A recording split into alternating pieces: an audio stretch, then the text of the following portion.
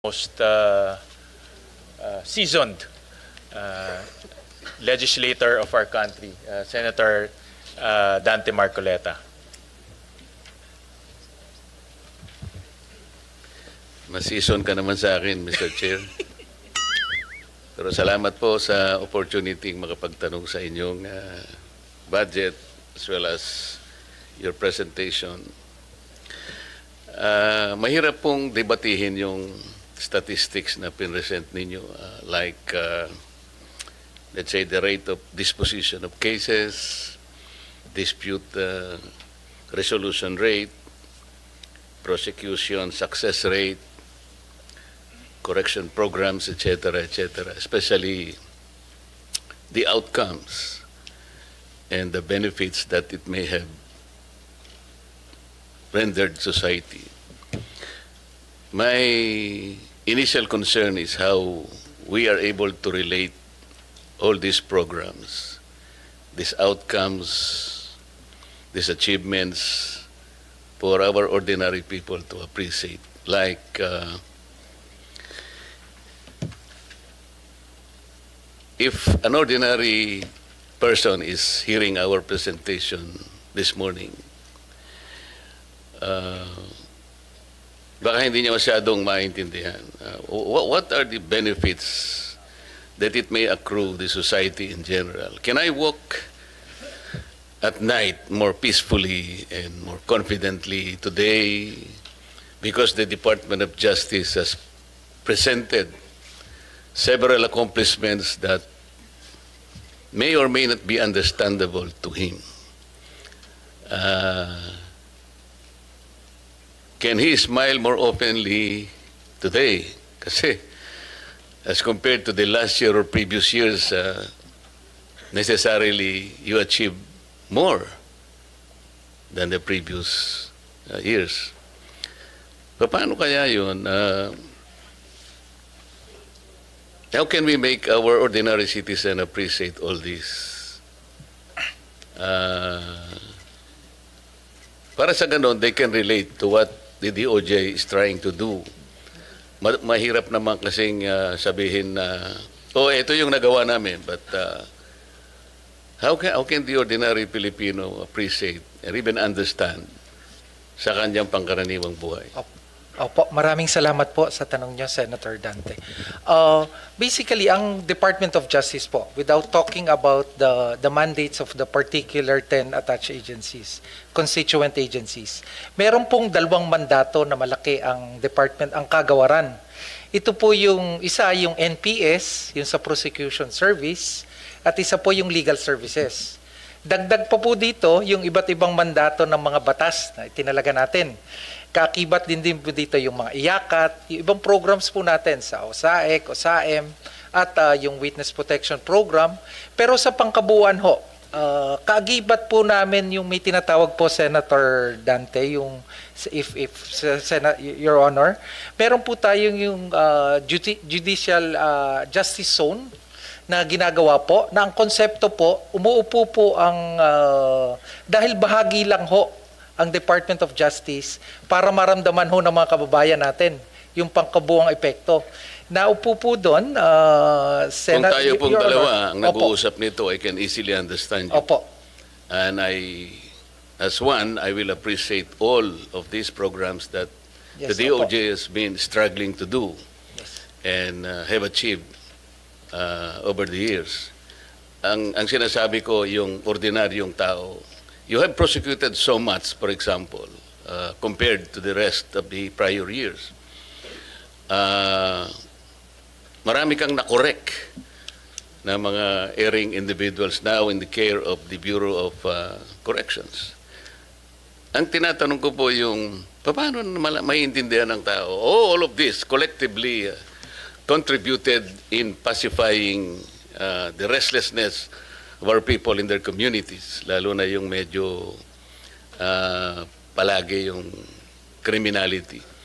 So is it possible that we can relate, for example, all this collectively in saying that, ang criminality ngayon po is lower because it is directly correlated with what we have done so far. Yung ganun ba, something that we can tell our people back pag-uwi natin. Kasi maaaring nakikinig sila, but naiintindihan ko po na gusto rin nilang intindihin how much has been achieved over the years. It may not be so meaningful to them. Yung mga they will purely stand as statistics. Pero yung mas importante sa kanila yung ano pala tayo ngayon? Mas ganito pala tayo ngayon, ganito. So how can we tell them? Paano natin ipipresent sa kanila in a more meaningful way, understandable to ordinary people? Opo, naunawaan ho namin yung barrier na mas maunawaan ng mga ordinaryong Pilipino. Kaya nga po, patuloy po yung pakikipag-ugnayan. Hindi lamang maunawaan, yung ma-feel nila ang difference. Yung maramdaman po. Kasi, let's say, 2025 ngayon, or sabi niya, mukhang hanggang tahimik tayo ngayon, ha? Yung maramdaman lang niya na ganun, comparing with what happened in 2024. Opo. Di ba? Huwag nating isama yung mga calamities. Wala naman kayong kinalamanan doon. With or without DOJ, darating ang lindol dito. Ang sinasabi natin, yung environment ng ating mga mamamayan. Can they compare what happened in 2023 and 2025 so far na yun siguro yung mas hinihingi nila eh. Opo.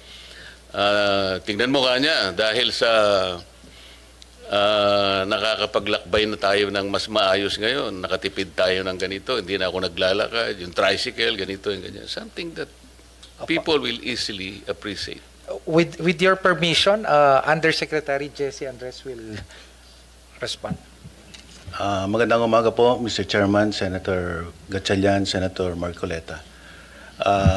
Sa ordinaryo pong mamamayan, ang sa tingin po naming mahalagang pagbabago o reforma na nararamdaman nila ay patungkol po sa karapatang pantao at po sa tinatawag nating court congestion at saka jail congestion. Ang isa pong napaka-significant na reforma natin, yung binago po natin, yung antas po ng ebidensya bago po maisakdal sa kasong kriminal ang isang mamamayan. Dati-rati po, ang pamantayan po ng pag-file ng kaso sa mga korte ay tinatawag natin probable cause. Medyo mababa pong antas ng ebidensya yon. At ang ating pong maliit na mga mamamayan na hindi po tama ang representasyon ay maaari pong makasuhan at makulong kahit po hindi sapat ang ebidensya. Ayon po sa ating bagong pamantayan na inaprobahan din po ng ating Korte Suprema, ang threshold po of evidence is what we call prima facie evidence with reasonable certainty of conviction. Ibig sabihin po, nasa kamay na po ng law enforcement agents at ng prosecutors ang sapat na ebidensya para masakdal ang isang individual bago po siya simulan ng preliminary investigation at eventually ma-file yung case sa court. So napakalaking bagay po nito na ang isang inosenteng tao hindi po madedeprive ng liberty when cases are filed against them because no longer is probable cause the threshold of evidence but a higher threshold that assures the respect for human rights, especially against deprivation of liberty. At even for bailable offenses, ang masama pong nangyayari, hindi naman po nakapagpiyansa ang mga tao kapag sila po ay na-charge ng offenses na bailable dahil po kulang din po ang kanilang kakayahan na mag-post ng bail. Kaya po ang dagdag na reforma po natin ay patungkol po sa pagbababa ng bail na hanggang 10,000. Yan po ay napag-usapan sa Justice Sector Coordinating Council at kaya po binaba natin for indigent accused yung bail to a maximum of 10,000 pesos. So mas marami pong mga nasasakdal na maaari na pong lumaya temporarily while the case is ongoing trial. Ang pangalawa po ay tungkol sa jail congestion. Napakalaki pong pagbabago ang ginawa natin sa Bureau of Corrections, especially po sa prison records. Between 2022 to the present, there is an astounding number of releases. 26,000 individuals have been released from Bucor simply because we have now reviewed their prison records and we are now making sure that no one stays incarcerated one day more than what they should be imprisoned for. Dati-rati po, manual po ang review ng mga prison records. Kaya marami pong dapat makalaya na dahil napagsilbihan na po nila yung sentensya nila. Ngunit dahil hindi gumagalaw ang papeles, nakakulong. Chinaga po namin ito manually, and then ngayon po, fully digitized na po ang ating prison records sa Bucor. Kaya po, napakarami na pong na-process, na-release ng mga tao. So yun po ang immediate na impact sa taong bayan. Hindi po kayo dapat mangamba na makasuhan dahil po kapag meron lang sapat na ebidensya, doon lang po kayo maaaring kasuhan. And this is in favor of ordinary people who cannot have sufficient representation. At sa jail congestion naman po, napakalaki na po ng improvement. Mr. Chair, sana po magamit nating batayan yung sinasabi ninyo sapagkat hindi naman lahat po merong potential po na pagkakataon na sila ay ma-charge either criminally or civilly, no? Baka hindi rin nila maunawaan po yung ganon. As a matter of fact, 3 weeks ago, meron pong pumunta sa akin, nagpapatulong kung anong kanyang gagawin sapagkat ang gusto niyang kasuhan ay talaga pong influential member ng ating society. As a matter of fact, siya po ay official ng ating judicial system. So, nagtangka po siya na mag-file ng charge. Alam po ba niyo kung ano sinabi ng piskal? Sa may parting Laguna po ito eh. Alam mo ba bata kung sino yung gusto mong idemanda? Wala kang kalaban-laban dito. So, under the standard, yung success rate mo sa prosecution, wala, 0 ka dito eh. So, umuwi yung tao, hindi lamang malungkot na malungkot, kundi frustrated siya. So, ito pong mga ganito yung lumilitaw. Maaring tama rin po kayo na mayroong nangyayari na mga bagay na kinatutuwa ng ilan. Pero mayroon din pong downside kasi. Ang sinasabi natin, wag na yung masyadong highly technical na pag-uusap. Yun lang ma-feel sana ng tao na kasi po kung hindi naman siya pumupunta sa Bureau of Corrections, paano niya malalaman gaano karami po yung nakukorek natin o ganito. Anyway, kaya ko po tinatanong ito, importante lang na ma-relate po yung Department of Justice sa ordinary na buhay po ng ating mga mamamayan. Yun lang naman po yung ano. Kasi po, kagaya po nung sinabi ni ASEC Jermar kanina, ang DOJ ay talaga namang siya yung ating principal law agency sang-ayon sa ating Administrative Code of 1987. Di ba ma'am, sinabi mo kanina? Siya napaka-importante po ng role na ginagampanan po ng DOJ.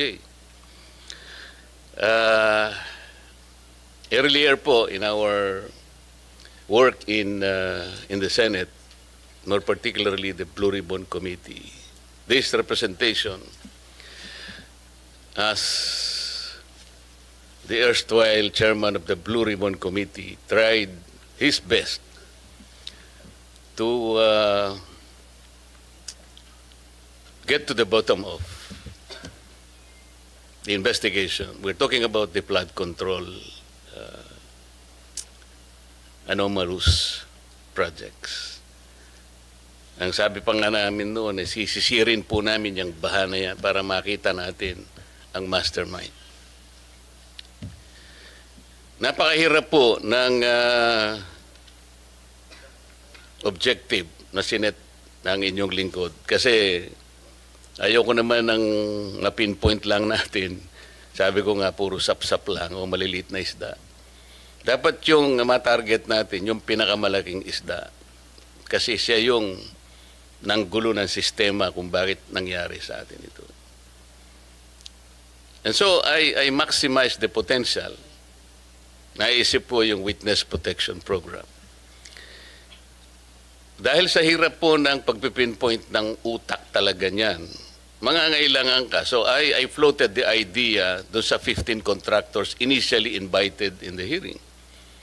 Ang sabi ko sa kanila, well, ano po ito, napakahirap po ng inyong kinasasadlakan ngayon sa investigasyon ito. Unang-una, yung offense po na ating pinag-uusapan is a major offense. Plunder nga po ang mangyayari rito.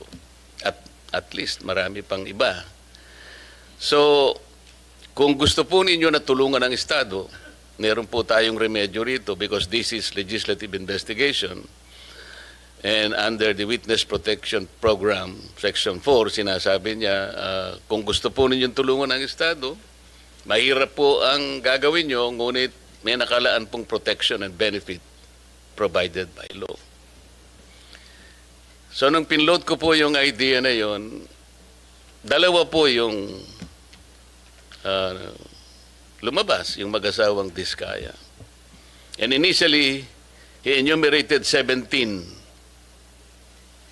members of Congress, House of Representatives. Ang nangyari po, kasi hiningi naman nila yung Witness Protection Program, so nung panahon ko po, I recommended that they be processed under the Witness Protection Program. So sumulat po ako sa Senate President, yun naman po yung dapat nag-fit.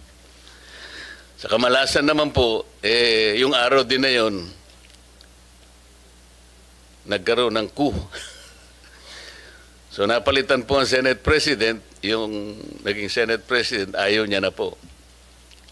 Ayaw niyang ituloy. At dahil nga po, merong sinabi yung former Secretary of Justice, we cannot process them until and unless they return yung kanilang mga ninakaw, blah, blah, blah. So the new Senate President, pinangatawanan niya yun. Oo nga naman, sabi niya, the Secretary of Justice, sabi niya, that's a good policy. Kailangan mag-restitute muna sila before they can covered by the WPP. Paano po? How can we begin to even pretend that we know what to do and to help the state prosecute? Kung sasabihin na kahit nawala po sa batas, ipipilit halimbawa ng inyong dating secretary na kailangan mag-restitute muna. I told him it is not a requirement under the law. But he insisted in saying, well, yeah, it's not in the law, but we can always agree on something like a good policy for the state. Do you agree with him? I agree with the position of Secretary Boying Rimulya, now the Ombudsman. Basically, it being one of the conditions.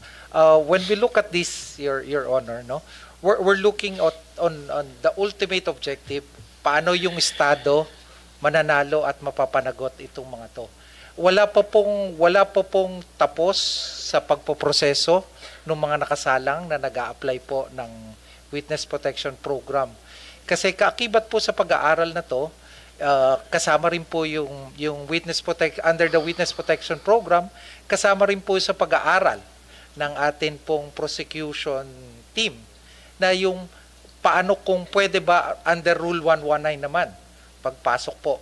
Marami pong iba't ibang binabalangkas at pinag-aaralan, Your Honor, at itong mga bagay na to, pwede pa pong makapagdagdag. Ipapasa ko ho kay Chief Dong at ito po ay aming masusing pinag-aralan at ilalahad niyo po yung iba pa pong mga prosesong tinitimbang.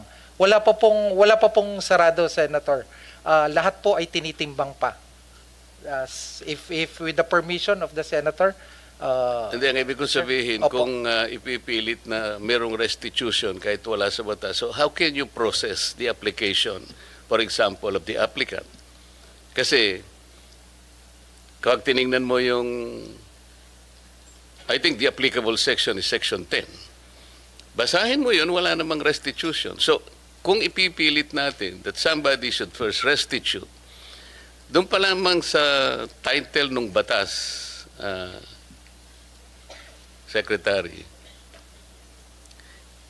it is all for the benefit interest and protection of the witness. To burden him or her with additional requirement which is not in the law.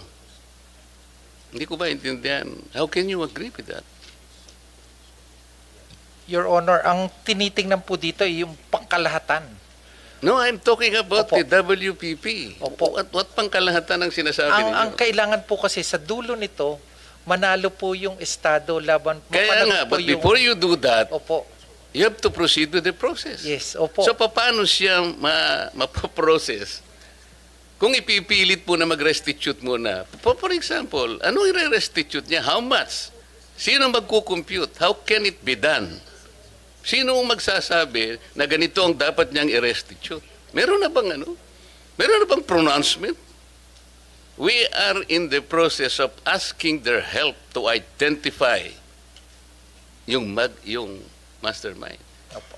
It cannot be done easily. Kaya nga natin ginamit ang batas na to help the state. Ngayon, kung kayo po pala ay mag-prescribe ng isa pang requirement which is not in the law, I cannot believe this. Ito yung dilemma namin eh. Kaya nung pinipilit niya, sabi, and ako po nagtataka kung bakit kayo rin nag-agree kayo. So ano po talaga, kayo po yung ano eh. Ang DOJ is the principal law agency. If the principal law agency of this government will not even understand the basic requirements of the law, para lamang magkaroon ng nag-a-apply pa lang yung tao po eh. Imagine, hindi man natin masasabi kung ultimately magko-qualify siya eh. Or even if he qualifies as a state witness, kung hindi niya naman nagagampanan ang tungkulin niya under the program, pwede mo rin siyang alisin eh. So, the point, Mr. Chair, is they cannot even begin to be processed under the law kasi naglalagay po kayo ng requirement which has not been included by law. Sino yung mag-explain ulit? Sabi? May I be educated on that? Yes, Mr. Chairman. Alam niyo po mga kabaitaan, kaya nga po nagdadagdag sila ng panibagong rules patungkol sa restitution na yan dahil nga po alam nila na ayaw ho talaga nila itong magiging star witness or state witness ang mag-asawang Diskaya. Kaya agad-agad ho nilang nilatagan ho ng mandato na kailangan isauli nyo muna, na alam din naman nila na papaano nila isasauli ho yun, na wala na ho silang kapera-pera, at the same time hindi ho nila alam kung magkano po ang isasauli mga kabalitaan. Kaya ito yung parang kumbaga binibitag ho nila itong Diskaya na simpleng pang brainwash din ho dahil sasabihin ho ng mag-asawa, hindi pala tayo pwede dyan kasi wala tayong isa sa uling pera dito, hindi natin alam kung magkano at lugi na nga tayo na freeze na ho yung natin, yung pera ho natin sa bangko. So hindi na lang tayo magpupumilit. Parang ganon. Dahil ang bottom line mo dyan, ayaw nila na magiging state witness. At kailangan hong papanagutin nila ito dahil pag ito po yung pinagbibigyan nila mga kabaitaan, sigurado ho, damay si Bungit, damay si Tambuaya dito mga kabaitaan. Yun po ang kanilang iniiwasan na malaman ho ng publiko. I just wanted to make an attempt to reconcile the debate on this matter. There's actually no inconsistency. First, it is correct that under Section 10, the law provides for the qualifications for a person to be qualified as a state witness. Nandun po yung materiality at absolute necessity ng testimony ng tao at corroborated po to on its material points by other witnesses, and that he is not the most guilty. Okay. Now, under Section 5, which refers to the memorandum of agreement that has to be executed between the DOJ and the potential state witness, nakalagay din po dyan yung necessary matters that should bind the agreement dito po sa Witness Protection Program.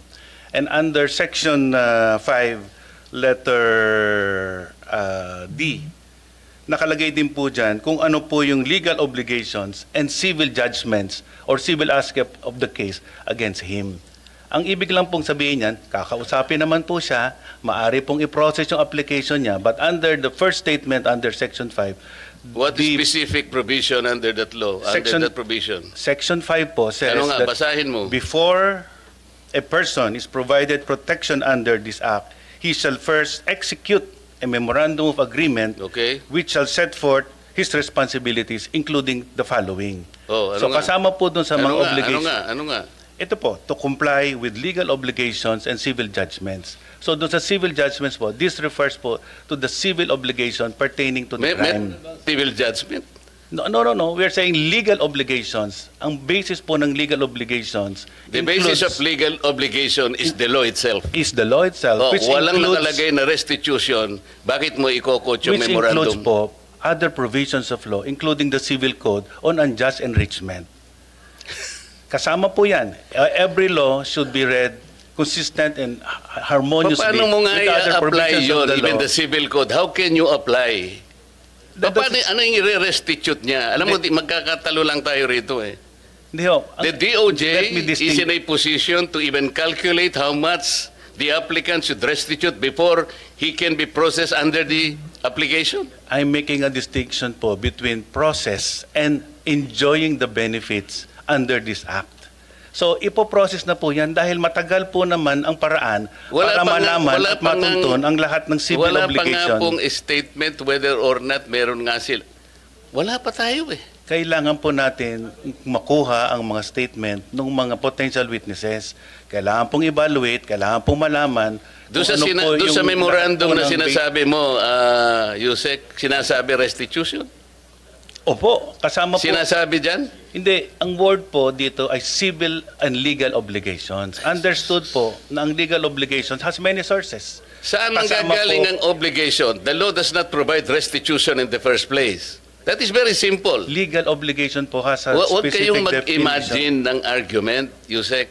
Magtatagal lang tayo rito. This is very simple enough. Apo.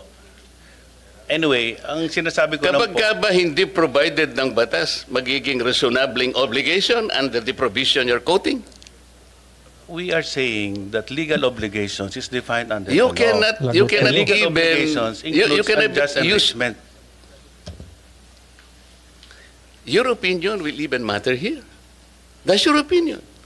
Ang pinag-uusapan natin is the requisite of law.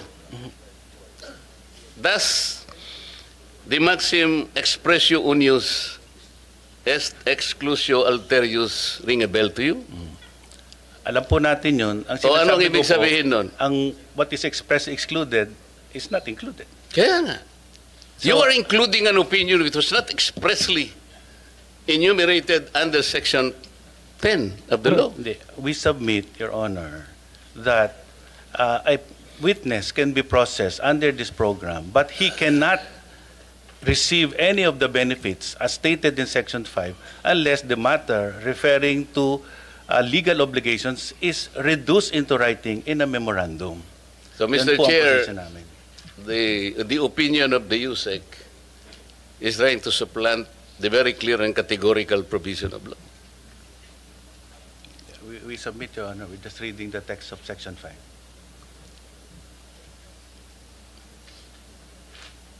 Biglang, Your Honor, ano eh, may I also add, biglang bumait. we Si are Jose. trying to get to the bottom of the You investigation. are adding an opinion and you are supplanting the basic provision of law. You cannot do that. Right, so i-cut muna natin to saglit mga kabayan at magkomento muna tayo para ho sa mga medyo na-delay ho at hindi ho talaga nasusubaybayan itong restitution na sinasabi dito ni Senador Marcoleta. Nangyari ho ito sa pag-a-apply ho at gusto sana magiging state witness ang mag-asawang Diskaya. Ang problema nga lang dyan ay hindi ho ito nabigyan ng pagkakataon dahil nga po ang pagpapaliwanag at opinion ho dito ni Bonjing Rimulya mga kabaitaan ay kailangan isauli muna yung mga pera ang di umanong ninanakaw ng mga ng mag-asawang Diskaya. So, ang sabi ni Senator Marcoleta nung una nung chairman po ito ng Blue Ribbon Committee, na paano ba ito isasauli na wala pa ngang pronounce, no? Wala pa ngang sinasabi ang korte na isasauli na ho ito. At kung magkanong halaga ang isasauli. Kaya nga, i-apply muna natin to, pagkatapos pakikinggan yung kanilang statement, and then pag meron na hong matutukoy at malaman kung sino talaga yung mastermind dito, ay dapat managot. At huli na ho yung sinasabing restitution, yung pagsauli ho ng pera o kung anumang mga gamit or sabihin natin ari-arian ng mga diskaya na dapat kukunin ng gobyerno, mga kabaitan. Kumbaga, iimbarguhin sa salitang Bisaya. Imbarguhin ho para mapakinabangan ng gobyerno na hindi naman ho sa kanila itong ari-arian ito dahil gamit ho ito ng pera mula sa kaba ng ating gobyerno. Yun po ang ibig sabihin ho nun. Kaya baka maguguluhan ho kayo, yun po yung pagkakaintindi natin dito, kabalitaan. And sabi pa nga natin, the spring cannot rise higher than its source. Tama. At dagdag ko rin po dito, mga kabaitan, no? At medyo uminit yung tenga dito ni Senator Marcoleta dahil nga po yung USEC, yung mga naiiwan ho dyan sa DOJ, kasi si Bonjing nasa ombudsman na ho, mga kabaitan, parang copycat ho yung kanilang pagpapaliwanag ho dito, mga kabaitan. Kaya medyo kumbaga copycat na nagmula ho sa pagpapaliwanag dito kay Bonjing Rimulya. So wala ho silang ibang opinion o di kaya ibang analysis ho na kung saan po na hindi magkakapareha sana. Kaso nga lang, parang kinopya lang ho at talagang pinanindigan ho nila na kailangan ho talaga yung restitution bago ho ito makaupo o matatanggap bilang state witness ang spouses Diskaya. Paano? Pati opinion mo, gagamitin natin. Sana wag ganun para hindi na tayo magtagal. Paano nyo mapoprocess ngayon ito, SEC, Bida? Kung ipipilit nyo halimbawa, tingnan nyo hanggang ngayon, what is the status of the application, for example, of the Diskayas? I am not defending them. Kaya ko lang po pinipilit ito because kagaya ng sinabi ko, gusto nating ma-identify yung mastermind. Kung ayaw ninyong i-identify ang mastermind, that's a different matter altogether. So, kahit na wag nyo na siyang i-process, okay lang. Pero kung gusto nyo malilit na isda lang, kaya ayaw niyang i-process, nasa sa inyo yon. Nasa sa inyo yon. Kasi dito sa inyong presentation,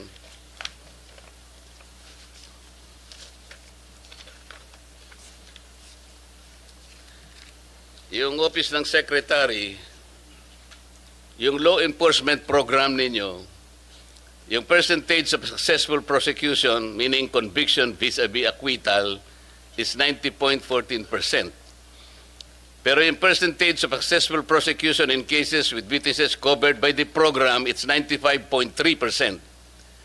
And then the third, percentage of successful prosecution in relevant cases handled by the DOJ prosecutors, 80.5%.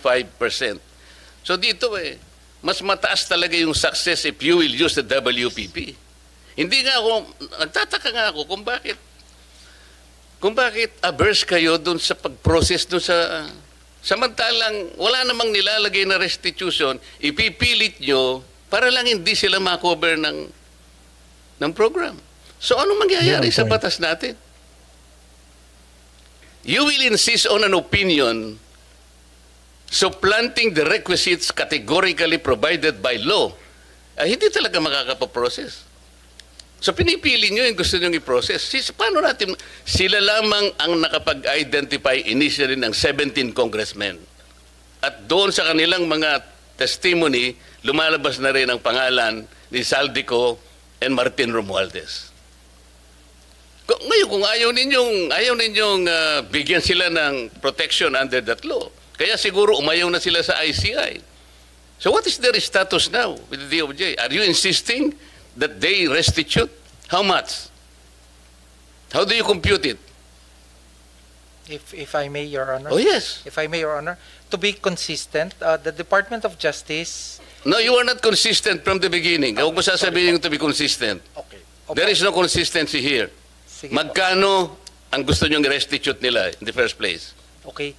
Wala pa po sa estado na ganon. So mga tweet, hindi mapoprocess talaga yan. Pinoproseso po namin, Your Honor, yung kanyang application. How can you process the application, Mr. Chair, if you're providing another requisite which is not even written in the law? You are imagining something that is not within the law. You are Department of Justice. Ito yung sinasabi ko sa inyo. You're supposed to be the chief. Pwede ho bang magdagdag, Your Honor? Halimbawa po, sa pagitan po ng pagpapalitan ng statement mula sa witness, sinabi ng isang witness, 'di ba? Kasama ako sa sindikatong ito. 'Di ba? At dahil sa kumita ako dito sa pagsali ko sa sindikatong ito, kumita ako ng 10 milyon. Kuwasa ho ba naman hindi pa kukuhanin ng DOJ bago siya matanggap sa Witness Protection Program? Mga practical na aspeto lang po, Your Honor. So ano nga sinabi sa inyo ng mga diskaya? Na-determine ninyo kung magkano ang kinita nila? Diba? Kaya po, Your Honor... Hindi nga, nakuha nyo na ba?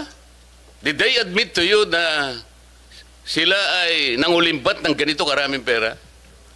I have to explain myself. Opo. Hindi ko dinidepensa ng mga taong yon. Opo. Ginawa ko lamang yon doon sa nalalaman ko na ma-identify natin ang pinaka-mastermind dito. Yun lang, wala nang iba. Opo. Kung gusto nyong ang ma-identify puro butete at saka sapsap, bahala na kayo sa buhay nyo.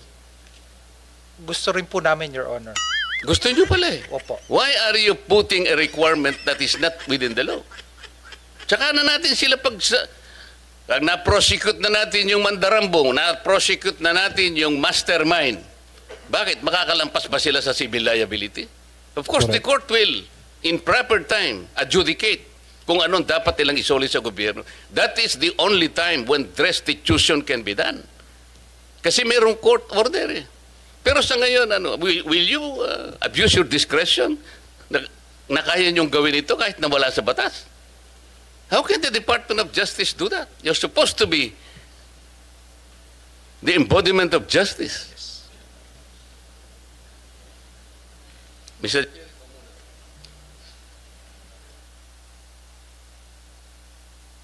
Ligang talo sila sa pagpapaliwanag dito kay Senador Thank you, Marcoleta. Kasi Senator nasa tama si Senador Marcoleta. And would like to implore on the Department of Justice to reflect on the exchange between Senator Marcoleta and, of course, the members of the Department of Justice. It's something that the Department of Justice, the department, might study carefully, analyze the situation carefully. I think the objectives are the same, no?